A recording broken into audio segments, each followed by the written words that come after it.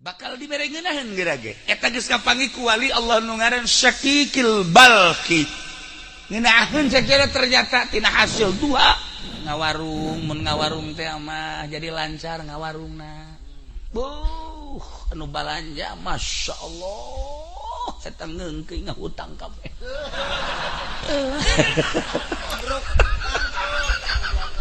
henteu sia waktu inget ka bangkrut bae sih henteu lamun tani masyaallah subur tanina ieu berkat salat duha eta nu kos karatu nama geus biasa tapi nu istimewana bakal dibere tarkadzunub embung urang ngalaksanakeun dosa bakal hayang ibadah sebab dibere ngeunaheun duha nomor 1 talabna dia al kubur kaula neangan supaya caang kuburan teh berbagai cara neangan fawajadna ternyata aku kula kafangi fi sholatil lail salat tengah peuting tahajud begitu salat tahajud Allah kula loba-loba jeung urang raja bangun 2 rakaat bae 4 besi gering 2 bae 2 daripada engke gering dibawa ka mantri kunaon saya mabok tahajud 2 bae sholli salat tahajud rakaatain lillahi ta'ala Allah syaratna sareh heula sanajan sakrajep lamun hayang salat penting tapi can sare cenah kiai witir 11 rakaat witir geus cenah kiai ibadah mah biasa salat hajat ge geus cenah kiai salat tasbih ngomong doang geus ya keur dongeng doang keur dongeng geus di mana nyaho ngaran teh nyaho rupa salat tasbih nah mun can sare salat mun geus sare tahajud sabaraha rakaat ge tahajud mah sadaekna urang minimal 2 rakaat nah ketika diasupkeun ke jero kubur masyaallah cak batur ieu kubur teh poek ternyata caang nanya Ki Basurudin nanya ka malaikat kok ieu caang amat oh ieu tahajud masyaallah begitu aja pede paeh kan poek nyana nanya ke malaikat cenah caang iraha maneh tahajud kula sok tahajud cenah ieu penting teh ya wal penting tahajud teh karena Allah apa karena karung kajahoan kan aya karena-karenaan lillahi ta'ala masyaallah lamun urang tahajudna 2 rakaat tarolah 10 watt lamun 4 rakaat tadi 5 watt kuari 10 watt lamun kuari gedep rakaat wah 20 watt masyaallah lamun urang bisa 10 rakaat 100 watt waduh caang di jero kubur teh kapanggih ku kisah Kikil Bakli fawajadna fi sholatil lail caang kubur teh kapanggih dina salat tahajud mantak wayahna ieu ti kuari tahajud 2 rakaat be kukula barang geus dicerita-ceritakeun kieu ya alhamdulillah ngaji pendi tahajud barang tas tahajud sare deui subuh korban jam 7 ai tahajud ai subuh qoboan usolli fardhu subuh qoboan ieu teh beres tadi aya jelema nu kos kieu nya ieu Syakikil Balki jaritakeun fawajadna fi sholatil lail ya Allah ya Rabb talabna su'ala munkari wa nakir kaula neangan pisalametkeun jang pertanyaan malaikat munkar nakir tingali ku kaula pagawean ternyata fawajadnahu fi qiraatil Qur'an kapanggih kukula horenganan jang ngajawab pertanyaan soal munkar nakir adalah maca Quran ya Allah ya Rabb lamun Sidina Abu Bakar Siddiq radhiyallahu anhu nama tamat Quran teh beurang satamatan penting satamatan hese ngomongkeunana tak kos kitu mah kabelah dieuna nyana salat 2 rakaat tahajud usolli sunat tahajud di rakaatain Allahu akbar rakaat awal ti alif lam mim datang ka surat kahfi Rakaat kedua di surat Kahfi datang ka qul a'udzu birabbin nas. Masyaallah karim. Kabelah dieuna sarakaat satamata, 2 rakaat satamata. Eta sih kubangun ngukur nanya heuh kumaha macana. Urang lamun keur sajuz setengah jam benu lambat setengah jam. Berarti lamun hayang tamat sabaraha jam ngaji? Cepet atuh diajak kan angel. Setengah sajuz teh ya 5 non gitu ngaranna setengah jam. Wari 30 juz cepet sabaraha jam? 15 tahun. Nu bener sih. Hitung coba. Bener.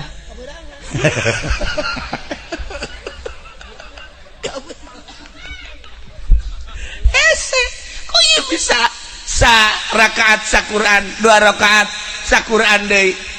Alamna nu beda. Horeganan alam teh karasa ku urang mah alam kieu alam syariat. Di alam luar syariat mah eueuh ieu. Eueuh beurang, eueuh peuting, eueuh jam. Ngancelok ka alam eta seperti kos kitu. Aya keneh ku ari ge nu seperti gitu teh aya keneh. Oh kiamat lamun nu kos kitu. Anu kos kubacana kiai eta anu lamun hayang ka Mekah, Mekahna dideukeutkeun teu ngalengkah salengkah. Mantak jangan mah gilir ge teu kudu naik mobil. Atuh jangan mah gilir nu ngora dideukeutkeun ngalengkah ka dinya. Nah, nyaho-nyaho mandi bae geus dinu kolot. Blon tah jelema nu kos kitu nya. Tah ieu. Oreganan maca Quran, urang maca Quran eta teh kajahoan ku kutubul aulia Syakikil Balqi ngajelaskeun nyana geus nempo ka jelema-jelema ahli Quran eta ditanya ku malaikat munkar nakirna babarieun jasa. Allah geus teh hese. Jawab ahli Quran. Aya jelema talar Quran, setelah talar Quran ustad. Geus talar Quran kebelah dieuna jadi calo. Quran teu dibaca jadi calo tanah. Quran teu dibaca 10 tahun nyana nyaloan akhirna Quran poho. Boleh bejakeun. Begitu poho nya bebeja ka kula kiai. Aduh cenah kula ieu talar Quran aju. Kula nyalo 10 tahun akhirna sugih henteu. Quran poho cek cenah ieu. Ku kula rada dicarekan. Talar deui. Awas ya lamun sampekeun ka paeh haju ieu Quran can katalar siksa sekolah. Hafizul Quran cilaka lamun datang ka paeh henteu kembali deui. Teu kudu dicaritakeun hadisna. Atuh langsung we nyana balik ka mana alar deui Quran. Oh, dimulayan deui terus. Encan kaburu katalar maot. Jelema teh maot bae. Salat kubur di tukangan imah. Wasiatna menang meureunan satahun tirkah eta tanah teh dek dibagikeun majikan anak. Nah laporan ka kula ieu daek nu meulina asal kuburanna pindahkeun kumaha ge pindahkeun geus kuburan maka ditu ka wakaf digali masyaallah eta awakna dampal eueuh dagingan engke bitis datang ka tuur aya tuur eueuh dagingan ka dieu encelok-encelokan belah dia eueuh dagingan belah beuteung aya saeutik belah tukang ka dieu eueuh dagingan tah eta hafizul Quran nu poho disiksa tah kunaon nyaritakeun jelema nu beleger loba jasa ketika digali kuburanna beleger padahal jelema bodoh ikhlas waktu ibadahna geus lain saeutik ka makos kitu mah loba aya jelema kiai beledegan kiaina wah hebat jasa begitu maot bau mayitna ge. Lamun urang Abu Yadahlan ketika maot guru abah guru urang sararea nuanieun kan mandiat nungguan abah begitu abah datang karak di pandiat nu bantak teu wani kunaon seungitna luar biasa masyaallah seungit aya kiai tilu kiai nu ngundang kula encan di pandiat bau encan di pandiat geus bau kula nanya ieu pagaweana salianti nyai naon sih orenganan ngeridit-ngeriditkeun. Atau pan ieu mah nyang ngeriditkeun, nyang ngeridit atuh geus. patung geus kabeh mah. Geus pokokna. Teu bisa kuku bae teh mah teu tanggung jawab geus pokokna. Seperti eta. Ya Allah, ya Rabb. Lamun guru kula di Garut geus hese nyaritakeunana seungit teh. Jadi kubur memehna ge kula nyana hayang di Pandian, memeh mah hayang di wuduan, kula di Isangan, di Pandian, di wuduan, terus dibaringkeun. Bebeja ka kula, lamun aya nu salam ulah dijawabnya. Bener anu assalamualaikum kadenge. Kula di luhur kasur. Nyana nu ngajawab salam. Bisa nyaho kitu. Untuk lila maot lah. Ngeunaheun ningali seungit. Sababaraha kiai seungit tapi asa babaraha kiai bau. Tah nu ngahalal-halalkeun bangsa duit bank riba terserah. Endek mangga bae endek heheg bae. Cuman seperti eta tah urang garan bakal maot. Bakal pae. Siai bae geus kos kitu komo si ieu. Geus teu geus jaretakeun. Ja kuarina ge geus kaambe. Can maot geus kaambe atuh kumaha. Mantak kukula diajak ka mamana ge pamajikanna tilok nanyakeun tilok naon. Tilok sugan telepon pamajikanna kiai aya salaki nya tilok anyana tilok deui geus dianggap paeh ti heula. Orang ada lain paeh jelemana paeh etana lah pokoknya mah gitu. Dicak pamajikan geus mangpaatna ja. Tah nomor kahiji, nomor kadua mantak maca Quran kade. Ibu si kade aduh cenah geus kaburu teu bisa ja baheula mah teu belajar. Naon nu bisa kuari? Bisana cenah kulhu Quran keneh. Geus baca kulhu saloba-lobana. Ulah kurang ti 200.000. Jadi atakah eta kulhu jelema anu maca kulhu sampaikan ke 200.000 haram awakna ka neraka. Endeu kumaha coba? Cak Kangjeng Nabi eta maca ti kuari kulhu. Qul huwallahu ahad Allahus samad lam yalid wa lam yulad wa lam yakul lahu kufuwan ahad. Tenden make batu hiji. Qul huwallahu 200.000 200 batu. Bisa pakai ngabangun imah eta. Tah. Iya, nomor kahiji guys, nomor kedua, nomor katilu. Hiji tadi ka naon kitu ngaranna nomor kahiji neangan naon tadi nomor kahiji salat duha neangan tarka dzunub nomor kedua dia al kubur nomor katilu soal munkar nakir maca Quran nomor kaopat talabna ubur sirat kaulan neangan supaya lancar di jembatan siratal mustaqim neangan pagawean kaditu ternyata fawajadna fissaum wassadaqah kapanggih di puasa jeung sedekah. Ya Allah ya Rabbi jelema anu sok puasa di luar Ramadan Senin Kemis komo terus-terusan puasa tapi lillahi taala ulah hayang nanaon aya nu sok puasa tuh aing 40 poe puasa mana golok pantas puasa saya juga golok. Nah, itu lain puasa do kos gitu, puasa karena Allah. Ayo santri 7 penting puasa bae. Beh, bukan lagi cabai rawit. Beh, pohara jasa. Siek puasa naon sih hebat amat. Puasa masan sarwiti aing goblok ceuk. Sarwiti ditanya nyiduhan ka aing. Ayo poterkeun ku aing sia tasbih. Ya Allah, atuh lain puasa kos gitu lain. Ya, sarwiti mah teu kudu puasaan ku aing mah. Bawakeun mobil beat motor. Dah sia kosok jasa bisa maca beat segala naon beat.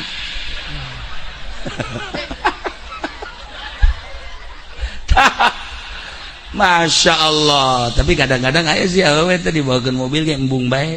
Tapi begitu diputarkeun Izqala Yusuf, bey, Masya Allah. Mana Kang Pendi? Emang enak. Ya aduh, abdi rindu jajan teh. Mana Kang Pendi mana? Jajan. Jangan keluar pede teh. Horenganan make bata jeger bae. Sia ngaganggu aing bae. Ya Allah ya Rabbi. Nah, ieu ngajembat di jembatan Shiratal Mustaqim. Kabeh urang bakal ngajembat. Justru ngajembat teh orang ayeuna. Urang kuari keur aya dina jembatan Shiratal Mustaqim. Kuari ngajembatna, anu kuari sering sedekah, nu kuari sering puasa. Eta ngajembat di jembatan Shiratal Mustaqim. Nah, Masya Allah, aya anu sakilat tangkos kilat datang ke surga. aya anu kos manuk plek langsung datang. Aya anu kos kuda sak datang ka surga. Aya nu lumpat plek aya nu lempang aya nu ngesot tapi tetep bae datang. Aya nu kakara ke salengka dua leka gejebur iya.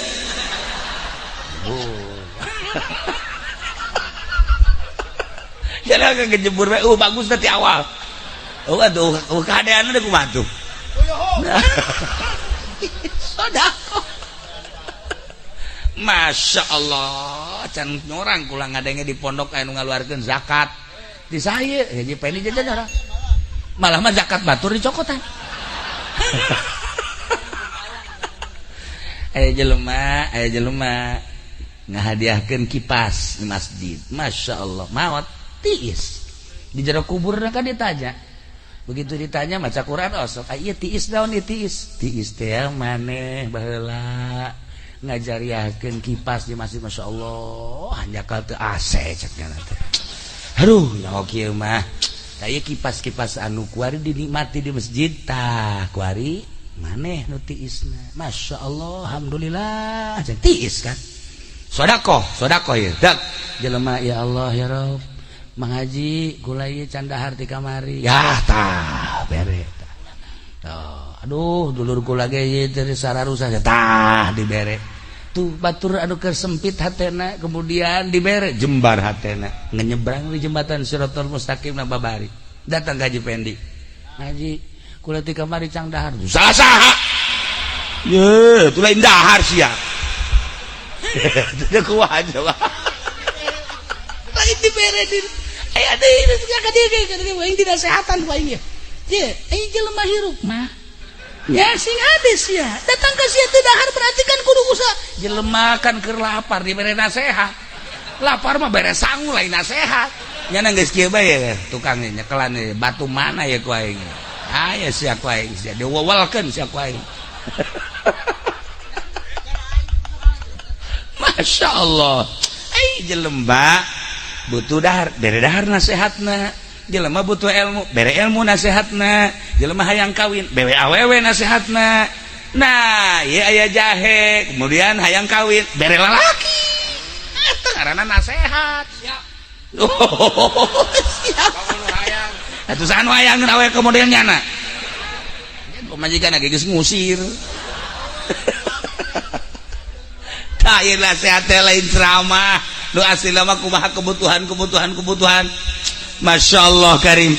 Nah ieu uburi sirat kapanggih ku kisakikil barqi ternyata dua hiji puasa nomor kedua sedekah sebab eta adalah sarana pamereti Allah jang nyalametkeun urang ketika urang jadi jelema sugih kiai mah meureun zikir penting teh kiai mah maca Quran santri mah meureunanan sholawatan aing mah sakieu ayana lah aing mah endeup ngagunakeun sarana nu aya ti Gusti Allah dititipan harta. Nah petakeun ku urang parkir miskin mana yatim piatu masjid mana nu can anggeus tetangga mana nu butuh ya Allah pondok pesantren mana tuh. Jelas para aulia Allah aya nu diciptakeun ku Gusti Allah teh jadi sholihin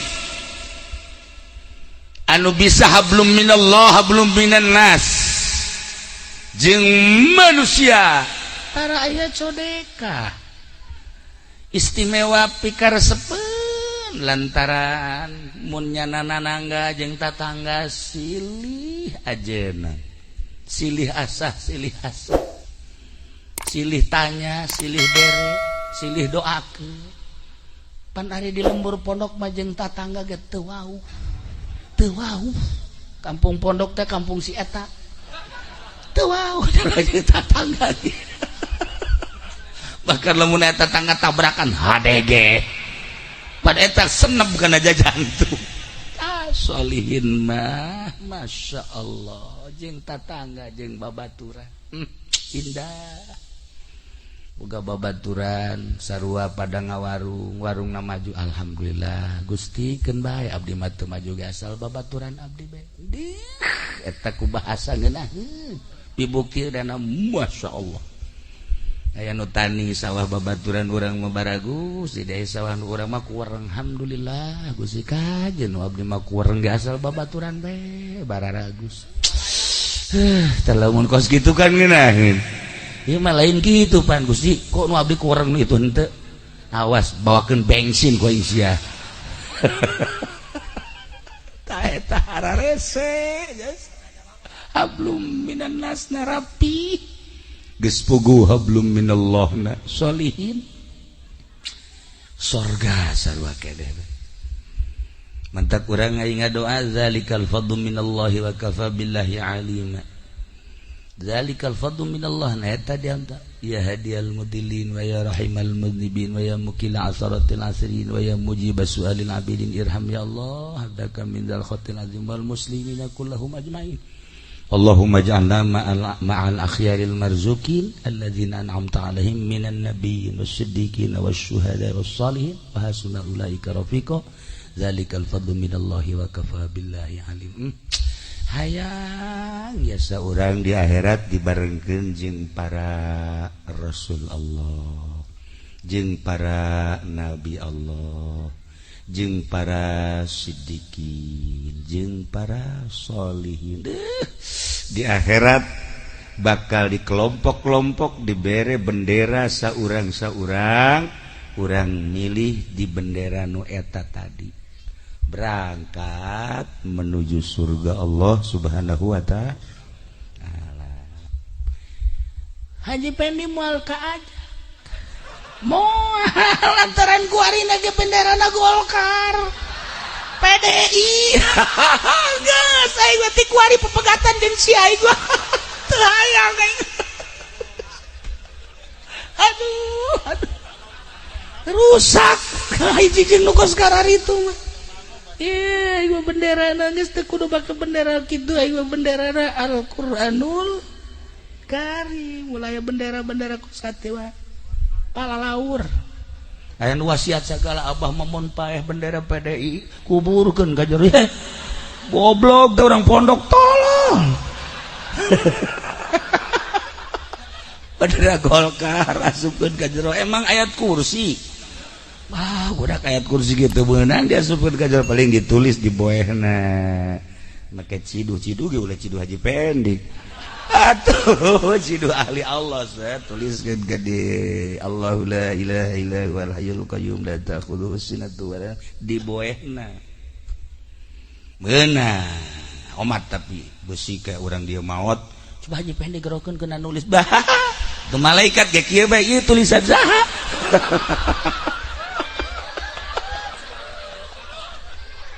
ya Karim ya Allah teh ieu mah keur carita urang lamun teh mah ditanya Aisyah awak asup ka kelompok nu mana ja Rasul mah geus moal eueuh nabi kitu keneh jang geus ditungtungan ku Kangjeng Nabi urang para syuhada ceritana baheula mah istimewa terus para aulia-aulia Allah ai maneh kelompok mana ya awak engke di akhirat bakal na asupna ka kelompok mana nu tadi makan geus jelas tamah boga nilai tersendiri di akhirat jelas geus moal bireuk deui ketika urang di kelompok nu eta ayana di kelompok kredit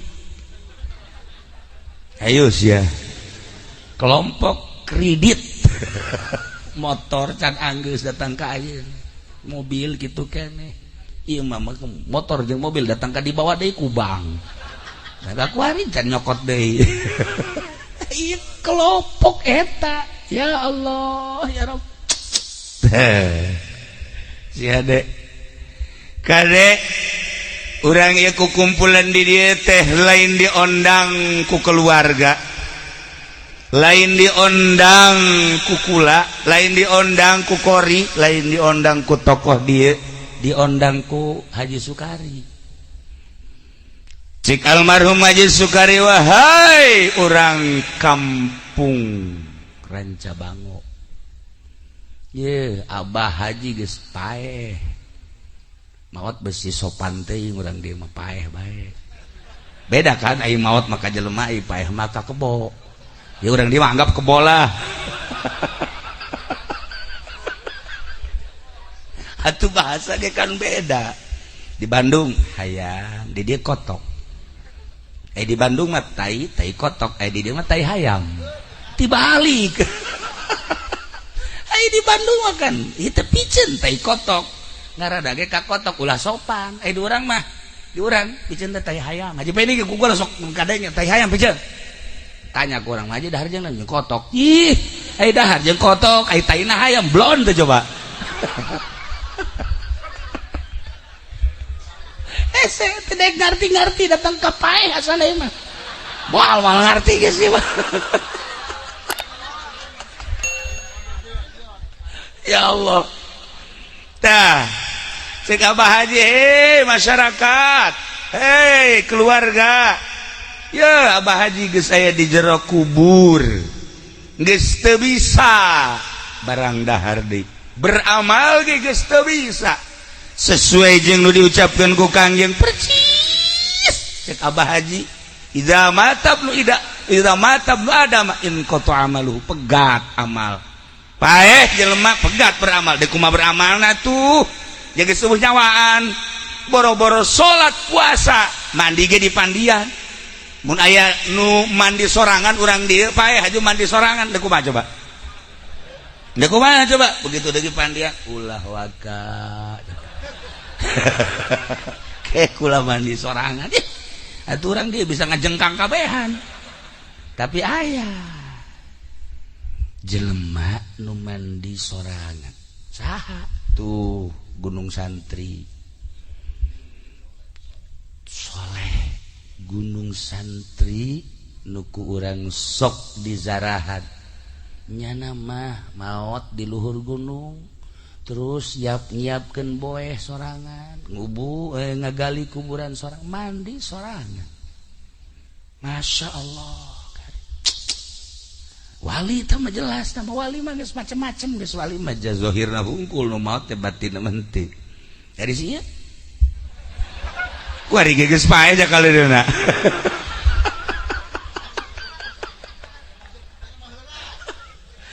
lamun Tuan Syekh Abdul Qadir ketika muriangna nu luar biasa kritis geuringna bahasa kritis teh urang di mana naon parah orang dia keteng nyaon kritis kan atuh kula mah sok aya bahasa-bahasa kitu sok inget digondongin Gus Dur teh aya urang Madura kiai kabeneran ngundang Gus Dur jeung pondok anyar alhamdulillah Gus sekarang pondok saya udah rapi waduh di atasnya juga udah pasang internet cek teh maksudnya internet meren udah pasang internet cek bagus guys sekali dia diundang deui eta teh nya masang internet bener masang internet ngomongna salah deui alhamdulillah sekarang internet udah dipasang cek Gus Dur tibalik balulus sama cenah ai tadi internet jadi internet ai kuari internet jadi internet atuh ieu dia tuh ngomong teh kos itu mana cek nya handphone head nama headphone teh nyahoon bahasa Inggris kan kuduna mah hand nya headphone nya nama waduh teh mah headlier kadinya saya jeung loba bodoh mah tapi kula resep ngahiji jeung nu bodoh teh resep asa pinter aing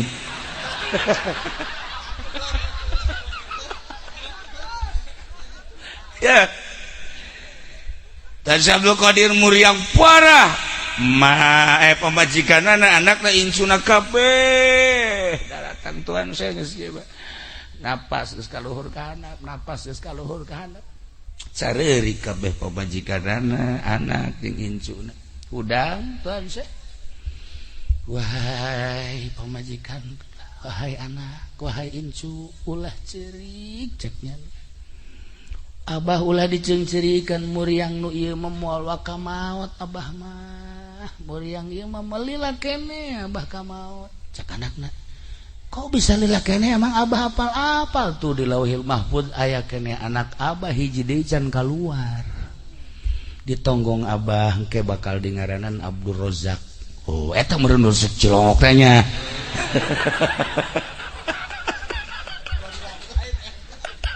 Lain teu Rozak mana tuh apalin walimah bahwa manehanan encan wa kamaot apalin. Masya Allah karim.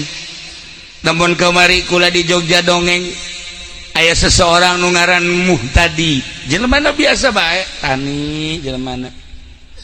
Kadang-kadang atuh ngaran-ngaran marhaba biasa terjadi nomor hiji. Make anak tilok make jas cara sia tilok biasa paling sampli. Ah teu hebat lah.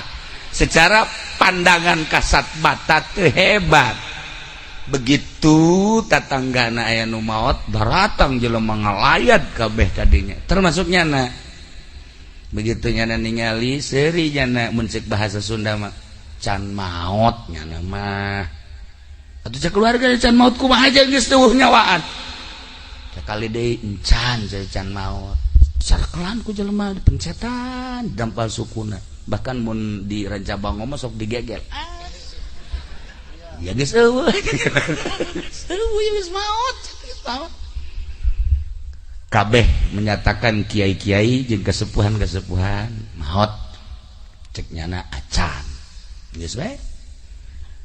Di jam 10 jelema ngalayan rame, jam 12 mulai siap di pandian ba'da zuhur di pandian bungkus menjelang asar sholatin langsung bawa ke makam. Begitu diasupkan ke kubur nyana huda. Kula di mana cenah ieu? Nu nguburna modal nu kararieu atuh ngajengkang di dinya. Hampir nu maot hirup deui nyana pae. Hampir. Udah. Masya Allah biasa udah. Atuh kaget kan kabeh loba-loba atuh nguburkeun ngaranna ge. Ayeuna ada kaimah. Kaimah ge rada rarasaan anu sejenis si budak hirup bener apa henteu sih ya. Datang bae datang ka. Ku aing kudu dibawa pakaian boeh cak ieu. Langsung datang ka imah ganti baju ditanya, "Ieu kumaha lalakonna?" Cik manehanana kula ngahiji di hiji perkumpulan. Haju tidinya langsung perasaan iya naon karang ada hujan. Begitu ada hujan kula ngiuhan barak ngiuhan terjadilah ngiuhan ceknya itu sempit tempatna orang bae dina mata kasar mamaot. Nah geus teu kacaritakeun tah kos kitu mah ieu bako nyahueun tamu tadi teh nyahueun bahwa ieu can maot. Istimewa berarti jelema. Istimewa kan berarti nyahueun can maot. Nah, aya jelema anu nyahueun ka bangsa ruhani. Urang lamun nyaritakeun Habib Lutfi ayeuna kamari Jumat kamari kan keliwonan syahriahan jamaah di Tasik nu sok ka Cilongok aya nu berangkat kan ka ditu minta izin ka kula. Abdi cenah bade ngiring ngaos ka Habib Lutfi. Mangga. Ka Pekalongan 2 mobil lah nyana. Begitu 2 mobil sampai di lewat Cipali aya nu nelpon. Salah satu keluarga mendadak maot. Akhirnya eureun 2 mobil nu hiji musyawarah berangkat ke Pekalongan, mobil nu hiji deui balik ka Tasik. Geus sakitu berangkat bae datang ka Pekalongan langsung subuh isuk-isuk kapanggih lah jeung Habib Lutfi. Cek Habib Lutfi, emang siapa yang meninggal sih? Kok nyahueun? Encan aya nu ngomong saurang-urang acan siapa yang meninggal di Tasik tadi kan 2 mobil. Atuh langsung bebeja trek-trek eta bisa nyahueun. Apan di dieu mah awewe salakina kawin deui wara-weru. Lah iya ge. Mengkonon lakine wis rabi maning.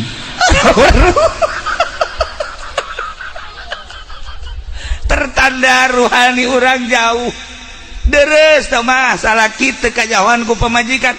pamajikan main serong salah kitu nyaho lain di ranca bango geus biasa tah mah ieu mah di luar nah ieu bisa teh nyaho kitu ruhani ya Allah ya Rabb lamun kula zaman ngaji ka Abuya Cidahu malam Salasa peuting ngosok maca Yasin ieu keur carita ieu mah keur carita kahebatan Abuya lain kula sok maca Yasin ke tabarok ke waqialah sabisa-bisa bae ja Quran teu talar nu katalar bae nya aya juz amma mah beureun baheula mah talar ku ari mah lam yakunil poho tuh kan coba 5 juta ya lam yakunil aya sia mogok bayar sia kaing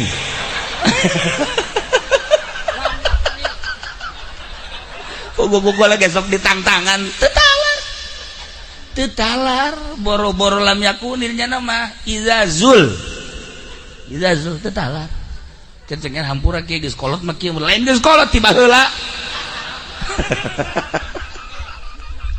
teu dibaca Yasin baca tabarok waqiah nu katalar we nu katalar geus ngaji lah di Abuya begitu ngaji di Abuya nyurahnya nak masya Allah eta surahanana daripada urang ngalamun ngaji jauh di mobil maning maca Quran ca Yasin tabarok waqiah eta teh surat Kahfi tah ieu bae cenah du talar mah Quran dibaca ji si mah ka aing mah abah Buya nyahoeun tah aya jelema nu nyahoeun ka ruhani sakumaha tadi geus puguh Kangjeng Nabi mah Kangjeng Nabi ketika beres perang aya sahabat anu milu jeung Kangjeng Nabi ngaberesan ontak Kangjeng Nabi beresan kendaraan Kangjeng Nabi istirahat setelah istirahat aya anu mana maot jana wah kabeh sahabat nu sejen seuri syahadah cik sahabat nu sejen mati syahid cek ngana bunga amat ku Kangjeng Nabi ditingali lah henteu cek Kangjeng Nabi teu syahadah ih Tuhan ieu kan syahadah lantaran seperti tadi kapanah henteu cek Kangjeng Nabi ngaliri ka luhur henteu langsung ditaros ya Rasulullah di mana letak henteu syahadahna cek Kangjeng Nabi aya 2 selimut nu kunyana ieu gonimah disumputkeun moal dibikeun moal dikumpulkeun jadi ieu pamalingan 2 selimut barang ditingali bener ya 2 selimut lamun 2 selimut bae ngahalangan kana kasyahadahan atuh kumaha si ieu sabaraha puluh karung nu dipaling kunyana ya Allah ya Rabbi ieu ya Masya Allah karim aya sahabat ahlu sufah maut begitu maut dibuka sarungna di dia aya sadinar di dia cek Kangjeng Nabi kair ye seuneu neraka sadinar bae jadi seuneu neraka lantarannya na bebeja nama fakir bebeja nama miskin tapi ternyata aya harta nu disumputkeun lain disungut lain di hati teu jadi ahli sorga itu komo model asa nunjukna lah segitu bae pokona mah surga yang jadi surga hese ya Allah tah ya aya jelema anu geus puguh Kangjeng Rasul mah Kangjeng Nabi mah geus hese jaritakeun apal saya ti zamanun berarti kan ditempokeun ku Gusti Allah hijab teh dibuka saya ti zamanun ala ummati bakal datang hiji masa terhadap umat kaula di antarana yuhibbunal hayat wa yuhibbunal maut resep jasa kahirup embung jasa kapaeh kayak di akhir zaman mah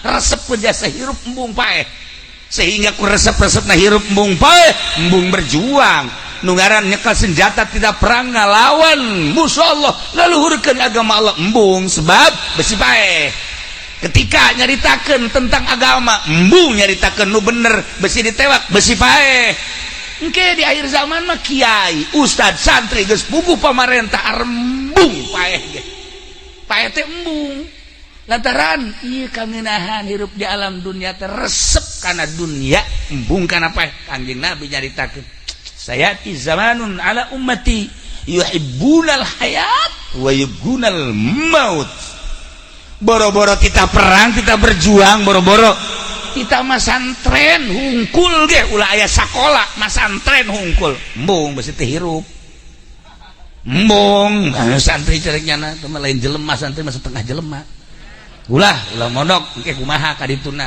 hese dagang hese jadi pejabat hese dan lain-lain sebagainya ku resep-resepna hirup datangkan nu bener dipake ka embung mantak lamun aya urang lanca bango mondok diseungsirikeun ku urang dia dek naon sia mondok teu budak teu boga wawasan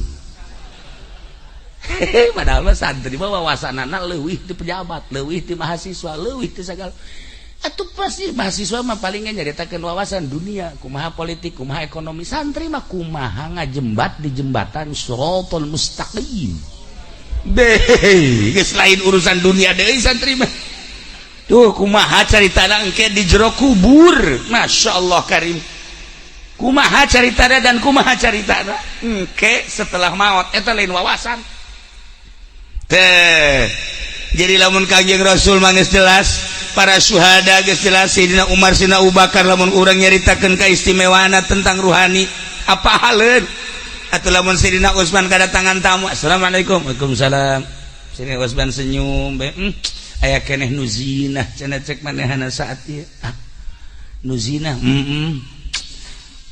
zina naon ya Tuhan zina mata eta tamu teh tadi di jalan tas neuleuan awewe aya awewe dideuleu aya awewe dideuleu kan zina mata ngaranna kaambeun ku Sayyidina Utsman lah kaambeun lamun ieu ngazaman jeung Sayyidina Utsman geus kieu bae normal teu kuat sakira ieu si jelema apa lain sih sakira jeung monyet teh bauan ieu sakira ieu bau jelema maksiat kan bau teh ya lamun para aulia Allah urang nyaritakeun tentang Abdul Qadir geus nyahoeun sakumaha tadi muhtadi seorang manusia biasa-biasa apaleun ternyata horeganan diurus ruhani sedengkeun awak urang nu diciptakeun ku Gusti Allah jadi jelema sote aya ruhan ketika ruhna kaluar awak urang geus lain ruh deui lain awak lain jelema deui mayit disebutna bangke disebutna roh urangna berhadapan jeung Sang Maha Pencipta awak urangna dibawa ke kuburan teu saha dibawa ke kuburan cenah ieu mah presiden bawa ke kuburan cenah ieu mah menteri bawa ke kuburan kubur anakna ge anakna nitah di kubur bae cenah ieu mah jenderal kubur cenah ieu mah kapten kubur cenah ieu mah kiai kubur bae cenah ieu mah haji paen dibalangkeun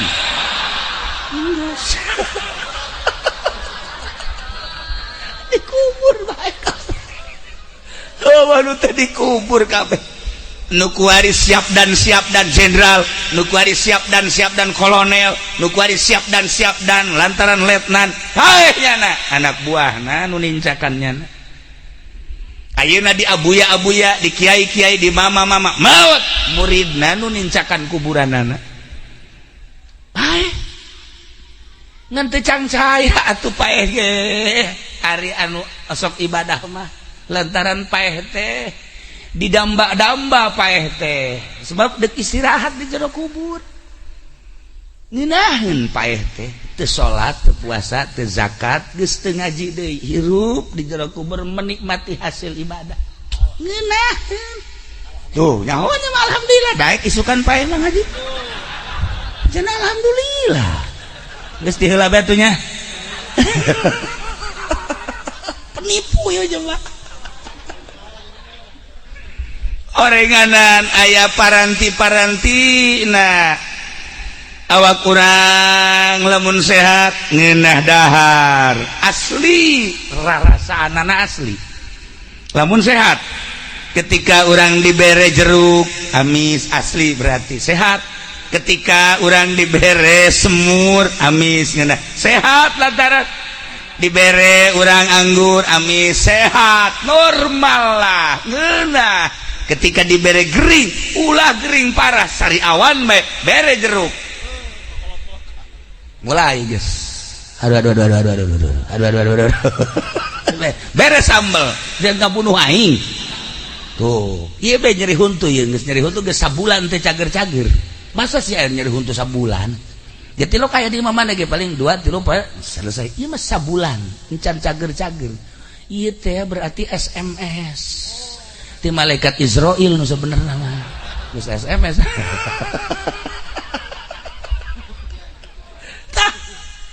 awak kurang ketika sehat ngadahar naon bae ngeunah ternyata horeng ruh ge ketika sehat baca Quran betah maca zikir betah suasa sholawat betah babacaan betah lamun ruhanina sehat sakumaha jasad lamun teu sehat teu geunah barang dahar jeung nginum kitu kene ruh urang dibere maca Quran karaksa ayat doang haju heuai bae.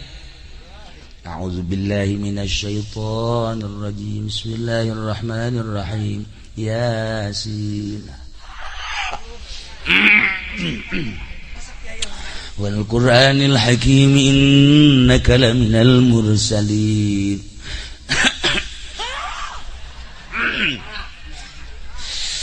Ala siratim mustaqim. Tanzilal aziz sadaqallahul azim.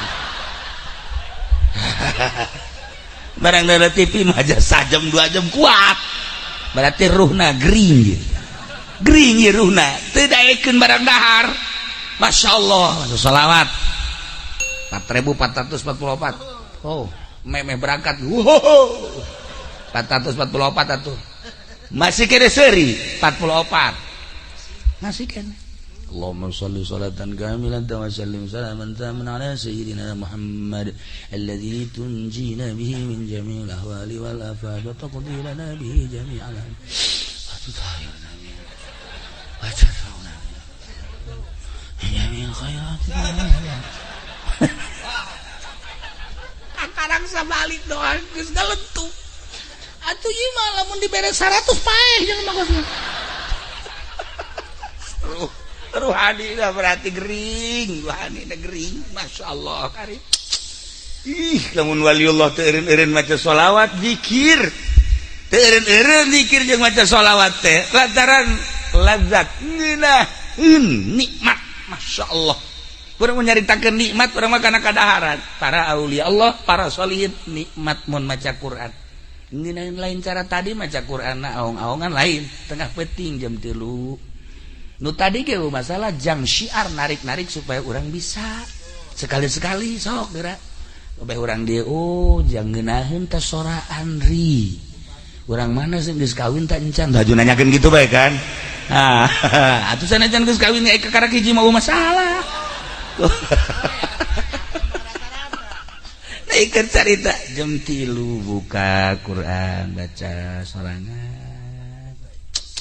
tuh eureun sampai jam 4 terus ke masjid seger awak seger roh seger. Masya Allah cuman cerita doang kan urang mah kos gitu paksakeun coba kepeting coba ngajajal 3 hudang langsung maca Quran emang aya hurupan eueus ieu geus langsung kieu ngagebleng Quran ganti lain Quran ganti mata tojos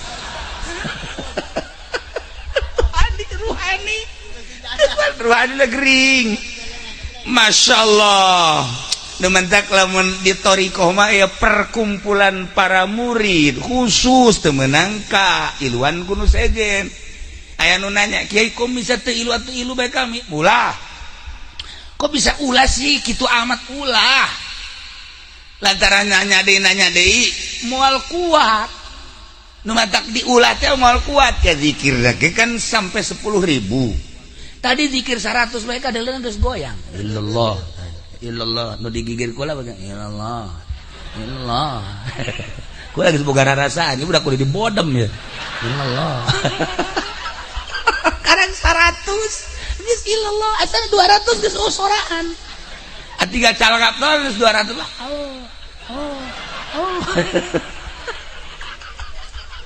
300 diimpus nu mantak ulah ge sok aya jelema hayang milu ulah di perkumpulan khusus teu meunang milu lain diulah nanaon boal kuat sebabna ruhanina gering kene. Nah ibu lamun teh mah ieu awak gering ka dokter ruhani gering teu pernah ka dokter wayana nu teu kuat maca Quran embung maca Quran teu kuat zikir embung zikir teu kuat maca salat embung maca salat berarti ruhna gering bawa ka husada insani suka bawa. Waalaikumsalam. Dari mana nih? Ranca Bango. Siapa nama? Saya Sarwiti. Sakit apa Sarwiti? Ini saya kalau baca Quran kagak mau aja dok. Hah? Iya baca Quran kagak mau ngantuk aja terus zikir juga sama. Ini saya mau berobat. Ini mah harus ke Grogol saking aja. Lain jurusan saking. Ya Allah ya Rabb. Nah iyalah ruhani Masya Allah mentak kisah Kikil Balkhi Syakikil Balkhi nyarita di Nasoihul Ibad tolabna khomsan fawajadnaha fi khomsin kaulan neangan 5 perkara ternyata kapanggih di 5 perkara tolabna tarkadzunub kaula neangan supaya ninggalkeun dosa supaya teu hayang ngalaksanakeun dosa teh kumaha carana ternyata fawajadna kaula duha kula manggihan di salat duha ternyata lamun urang sering salat duha sekali 2 kali 3 kali poe sapoe 2 poe terus bae setelah 40 poe bakal ngarasakeun nikmatna ibadah embung nu ngaran teu salat sanggeus salat embung teu berjamaah eta balukar tina salat duha bakal dibere ngeunaheun geura ge eta geus kapanggih ku wali Allah nu ngaran Syakikil Balkhi ngeunaheun sacara ternyata tina hasil duha ngawarung mun ngawarung teh mah jadi lancar ngawarungna anu balanja Masya Allah eta ngeungkeuy ngahutang kabeh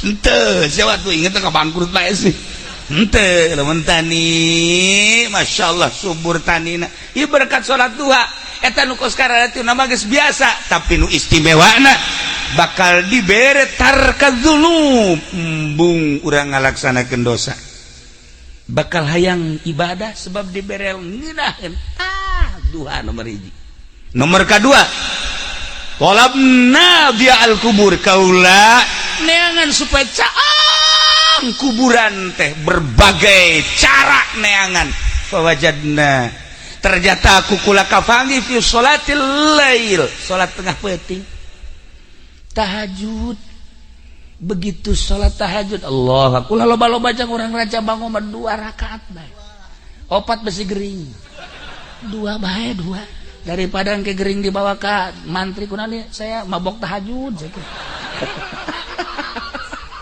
2 bae sholli sunnat tahajud rakaataini lillahi ta'ala Allahu akbar syaratna sare heula sanajan sakrajep lamun hayang salat penting tapi can sare cenah kiai witir 11 rakaat witir geus cenah kiai ibadah mah biasa salat hajat ge geus cenah kieu salat tasbih ngomong doang geus ya keur dongeng doang ieu keur dongeng geus di mana nyaho ngaran teh nyaho rupa salat tasbih nah mun can sare salat mun geus sare tahajud sabaraha rakaat ge tahajud mah sadaekna urang minimal 2 rakaat nah engke ketika diasupkeun ke jero kubur Masya Allah cak batur ieu kubur teh poek ternyata caang nanya Ki Basrudin nanya ka malaikat kok ieu caang amat oh ieu tahajud Masya Allah begitu aja pede paeh kan poek nyana nanya ka malaikat cenah caang iraha maneh tahajud kula sok tahajud cenah ieu penting teh ya wal penting tahajud teh karena Allah apa karena karung kajahoan kan aya kerna-kernaan lillahi ta'ala. Masya Allah, lamun orang tahajudna 2 rakaat taruhlah 10 watt, lamun 4 rakaat tadi 5 watt, kuari 10 watt, lamun kuari gedap rakaat wah 20 watt. Masya Allah, lamun orang bisa 10 rakaat 100 watt. Waduh, caang di jero kubur teh. Kapanggih ku kisah kikil bakli fawajadna fi sholatil lail. Caang kubur teh kapanggih dina salat tahajud. Mantak wayahna ieu ti kuari tahajud 2 rakaat teh. Kukula barang geus dicerita-ceritakeun kieu ya alhamdulillah ngaji pendi tahajud. Barang tos tahajud sare deui subuh korban jam 7. Ai tahajud ai subuh koboan. Usolli fardhu subuh koboan. Tah ieu teh beres padi. Aya jelema nu kos kieu nya. Nah ieu Syakikil balki jaritakeun fawajadna fi sholatil lail. Ya Allah ya Rabb. Talabna su'ala munkari wa nakir. Kaula neangan pisalametkeun jang pertanyaan malaikat munkar nakir. Tingali ku kaula pagawean. Ternyata fawajadnahu fi qiraatil Qur'an. Kapanggih ku kula horenganan jang ngajawab pertanyaan soal munkar nakir adalah maca Quran. Ya Allah ya Rabb, lamun Sidina Abu Bakar Siddiq radhiyallahu anhu nama tamat Quran teh berang satamatan penting satamatan. Hese ngomong kenana tak kos gitu mah. Kabelah dieuna nyana salat 2 rakaat tahajud usolli sunat tahajud di rakaatin. Allahu akbar. Rakaat awal ti alif lam mim datang ke surat kahfi. Rakaat kedua ti surat kahfi datang ke qul a'udzu birabbin nas. Masya Allah karim. Kabelah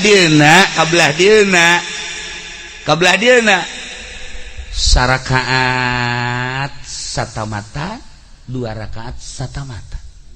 Kata si kubangun ngukur nanya kumaha macana. Urang lamun keur sajuz setengah jam benu lambat setengah jam. Berarti lamun hayang tamat sabaraha jam ngaji? Cepet atuh diajak kan angel. Setengah sajuz teh ya 5 non gitu ngaranna setengah jam. Kuari 30 juz cepet sabaraha jameun? 15 tahun. Nu bener sih. Hitung coba. Bener.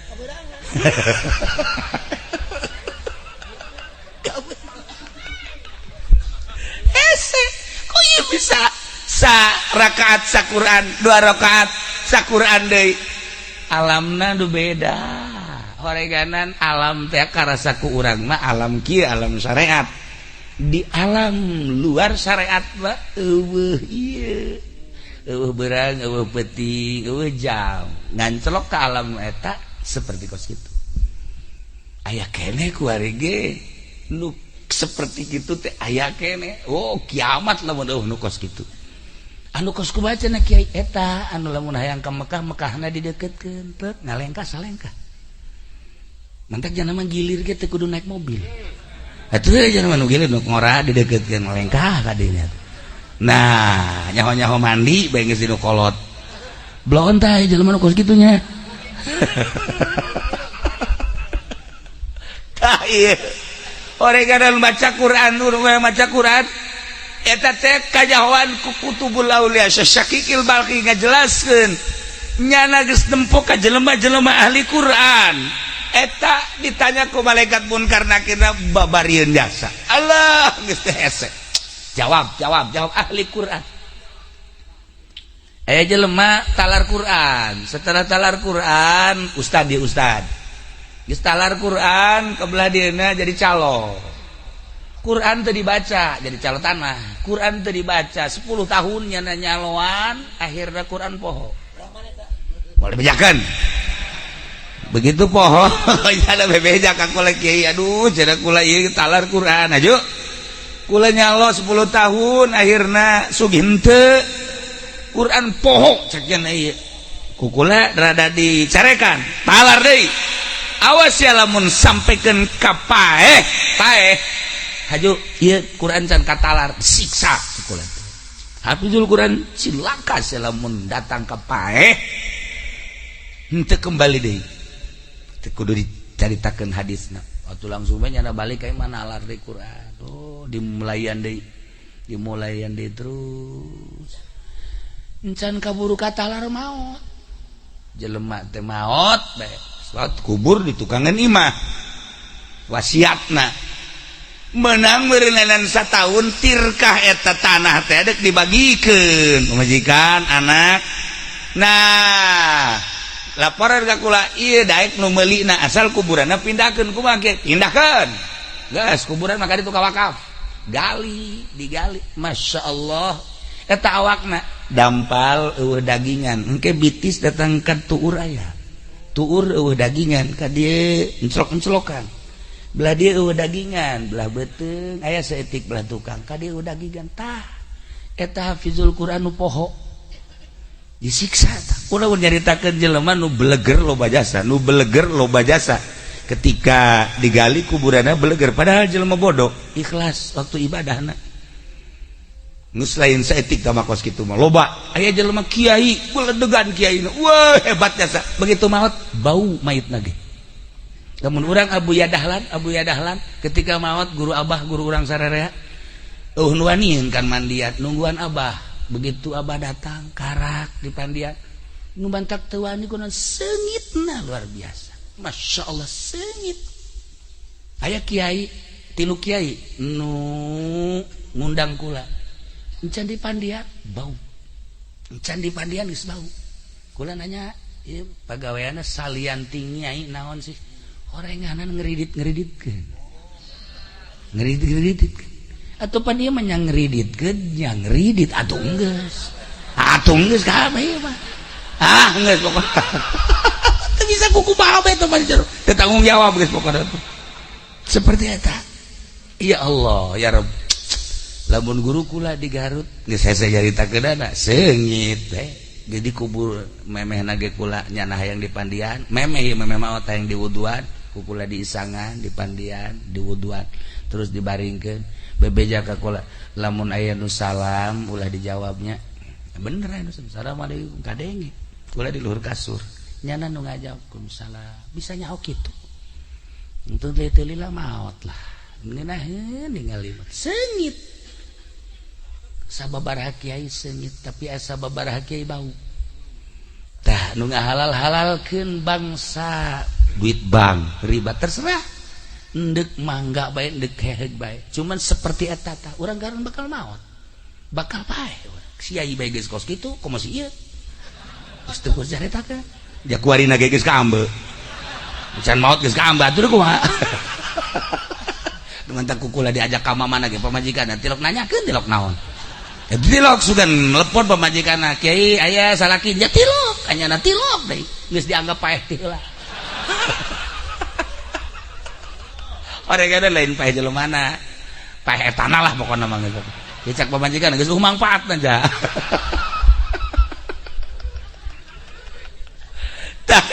nomor kahiji nomor kadua mantak maca Quran kade ibu si kade aduh cenah geus kaburu teu bisa aja baheula mah teu belajar naon nu bisa kuari bisa cenah kulhu Quran keneh geus baca kulhu saloba-lobana ulah kurang ti 200.000 jadi atakah eta kulhu jelema anu maca kulhu sampikeun ka 200.000 haram awakna ka neraka deuk kumaha coba cak Kangjeng Nabi eta maca ti kuari kulhu Qul huwallahu ahad Allahus samad lam yalid wa lam yulad wa lam yakul lahu kufuwan ahad tenden make batu hiji Qul huwallahu ahad 200.000 200 batu bisa pakai ngabangun imah eta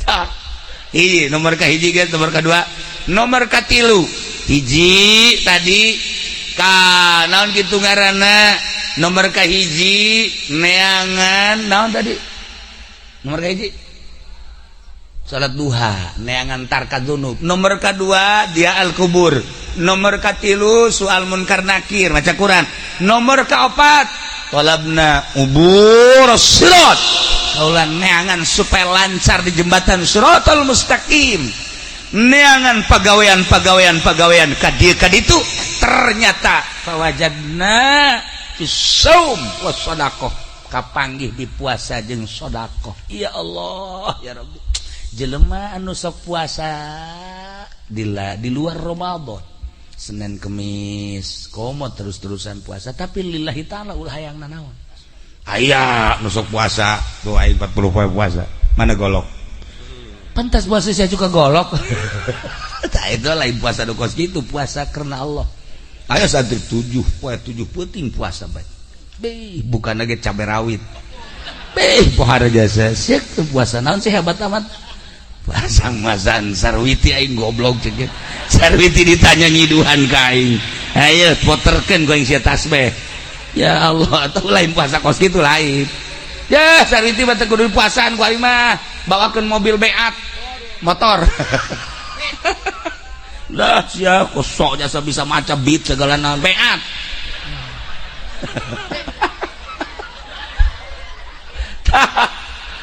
Masya Allah. Tapi kadang-kadang ayah sih awewe tadi dibawakan mobil kayak embung baik tapi begitu diputarkan Izqala Yusuf Masya Allah mana Kang Pendi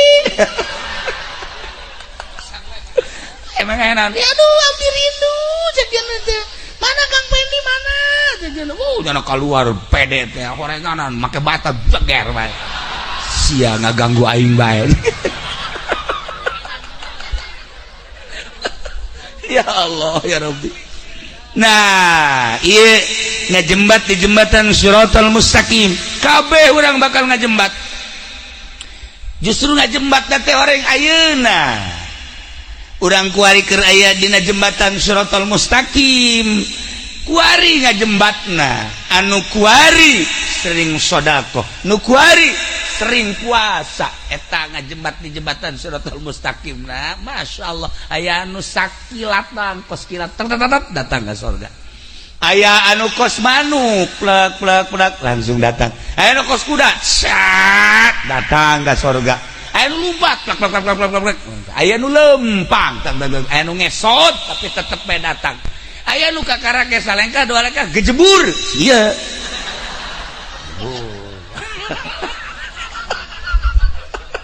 jalan ke gejebur bagus tadi awal aduh keadaan udah kumaha tuh sedekah Masya Allah can nyorang kulang ngadenge di pondok anu ngaluarkeun zakat di saya hiji penny jajan orang malah mah zakat batur dicokotan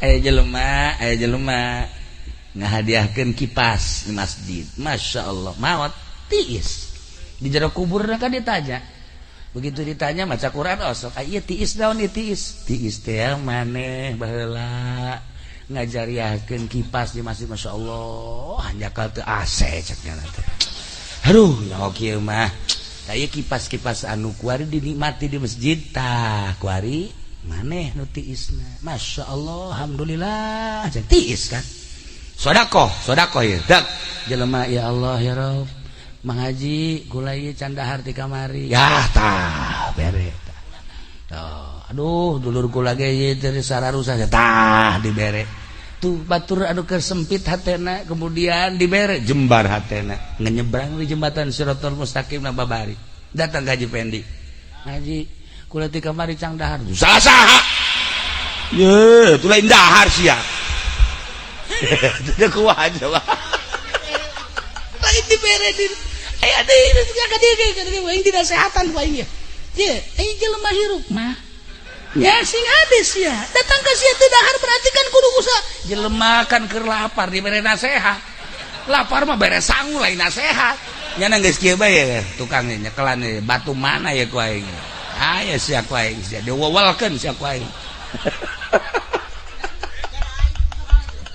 Masya Allah jelema butuh dahar bere dahar nasehatna jelema butuh ilmu bere ilmu nasehatna jelema hayang kawin bere awewe nasehatna nah ieu aya jahe kemudian hayang kawin bere lalaki eta ngaranna nasehat siap siap hayang atuh saan hayang awewe kemudian nyana pamajikan geus ngusir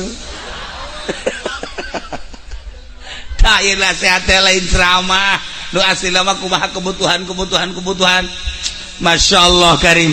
Nah ieu ubur sirat kapanggih ku kisah kikil barhi ternyata dua hiji puasa nomor kedua sedekah sebab eta adalah sarana pamereti Allah jang nyalamatkeun urang ketika urang jadi jelema sugih kiai mah meureun zikir penting teh kiai mah maca Quran santri mah meureunanan sholawatan aing mah sakieu ayana lah aing mah endeuk ngagunakeun sarana nu aya ti Gusti Allah dititipan harta. Nah petakeun ku urang parkir miskin mana yatim piatu, masjid mana nu can anggeus, tetangga mana nu butuh, ya Allah pondok pesantren mana tuh pan ieu mah aya masjid ge anu datang maji ieu keramik dan can bejakeun ka masyarakat sok geura saha anu siap karo kemang haji pandiri tuh panjeun mah teh atuh masyarakat geus beres kabeh aya kene kakurang maji aya kurang mangsa 10 meter kan coba nu sejen heula sejen hendak beres leuwih duitna leuwih ieu mah haji kadegeun duitna basah tokoh masyarakat kos gitu. Nah lamun tadi jelema mere kipas ai prak di pondok papan kipas leungit barang diteliti barang diteliti si eta nu nyokotna ya Allah laporan ka kula kiai kumaha cenah naon batur makan jariah kipas ieu mah ku Haji Pendi can dicokot atuh teu aneh boro-boro kipas kotak masjid ge pan laleung geus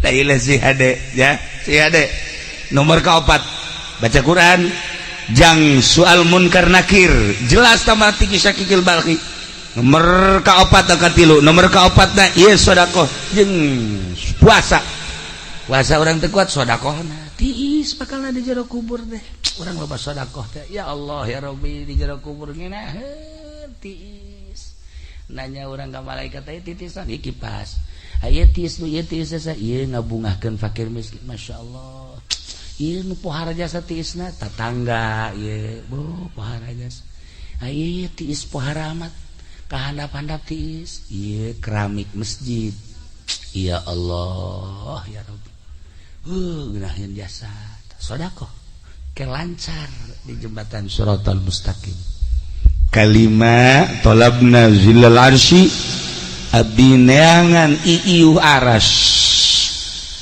ke di akhirat urang kepan dikumpulkeun di mahsyar kiamat ba'ats udang ti kubur berangkat kabeh ka mahsyar panon pengan sadeupa sakieu deuk kumaha sakieu langit kaopat panas engke mangan sakieu satangtung panas aya nu kesang teh liput aya nu kesang datang ka mata nu kesang datang ka irung nu kesang datang ka sungut nu kesang datang tergantung kumaha amal-amalna masing-masing panas tah engke aya anu seuseurean we batur mah kapanasan nya mah kieu malah meneangan rokok di Samsu aya rokok we jadi sia nayakeun rokok di akhirat pabrik geus areueuh emang enon tenang batur kapanasan ku iman teu cak sapanas dan teu cek tenang ya Allah ya Rabbi ku geunaheun horeng kapanggih ka iuhan zilul arsy teh ku kisah kikil balhi kapanggih ku anjeunna talabna zillal arsy abdi neangan iiuh aras jang ngiuhan jaga di mahsyar ternyata fawajadna kukula kapanggih iiuh tersebut horenganan tina zuhud tina ulah pati resep kana dunia tah ieu mah hese jasa ieu mah boro-boro pangkat dolein kiai-kiai gersep jasa kana dunia waharat nah ieu terakhir supaya direnungkeun ku urang ulah pati resep teuing boga mah pamere Allah hese ditahan jeung ditolak tetapi ta'alluqna hate terhadap dunia ieu nu kudu diarahan nu mantak jadi kiai tapi ieu ngaleungit-ngaleungitkeun resepna nu hese ge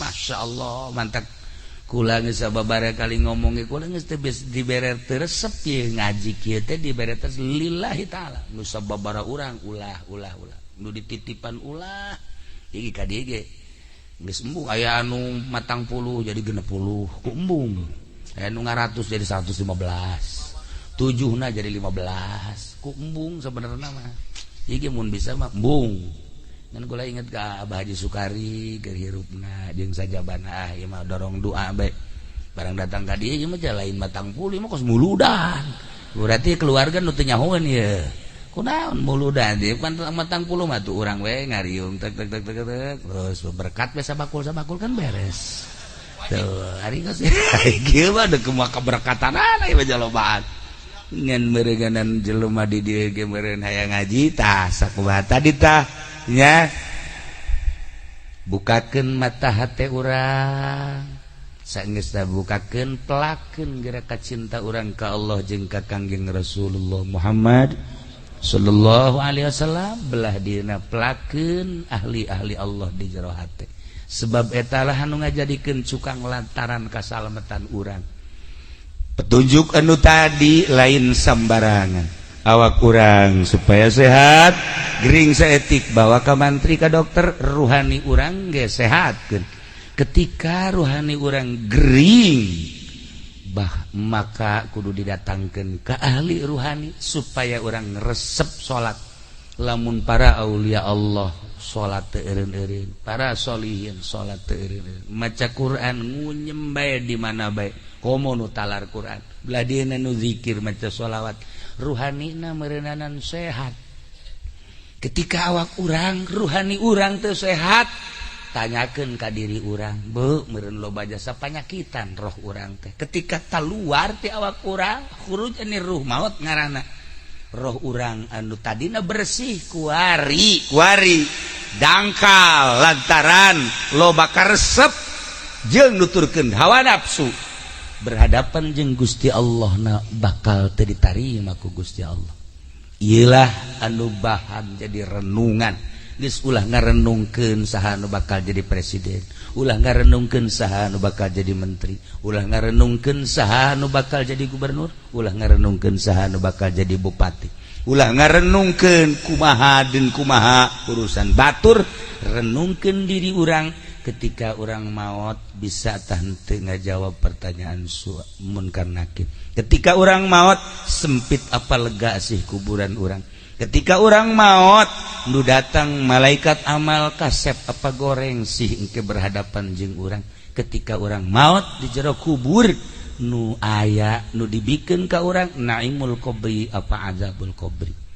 seperti eta lah renungan analah geus bae ka batur mah batur bae anu jadi inohong ja urang geus sababaraha kali ganti presiden urang mah kieu-kieu bae ketika batur jadi presiden sugan urang ranca bango haju di Sararumbang jante ketika batur jadi presiden sugan atuh ieu sawah ngabagusan ngagorengan kumaha urang keneh bae maning kembali deui nyana urang mah urang salametkeun diri urang ulah terkontaminasi ku urusan-urusan kos kararitu yuk urang babarengan menuju ilahi lempengkeun hate urang tauhid urang ka Gusti Allah belajar resep ibadah ka Gusti Allah sebab loba jasa carita adu di mautan ku Gusti Allah ngadadak komo lamun urang nyaritakeun palu lain ngadadak deh berjamaah ribuan teh mah ribuan jelema per detik ieu masih keneh disangsikeun jelema di jero na paeh apa encan sebab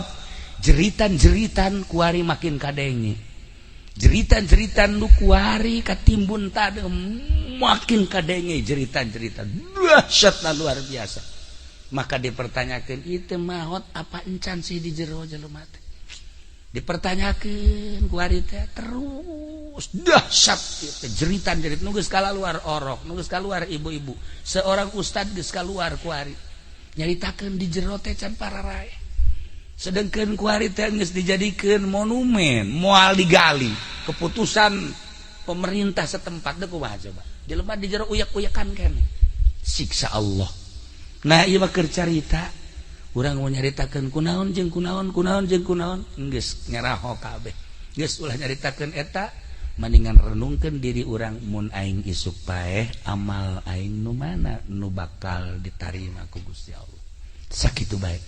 Itulah para jamaah kaum muslimin wal muslimat rahimakumullah. Yuk urang doakeun Abah Haji Sukari mudah-mudahan dihampura sakabeh dosana, diterima amal ibadahna, dilegakeun jeung dicaangkeun di kuburanana, dibere kanikmatan kubur ku Gusti Allah.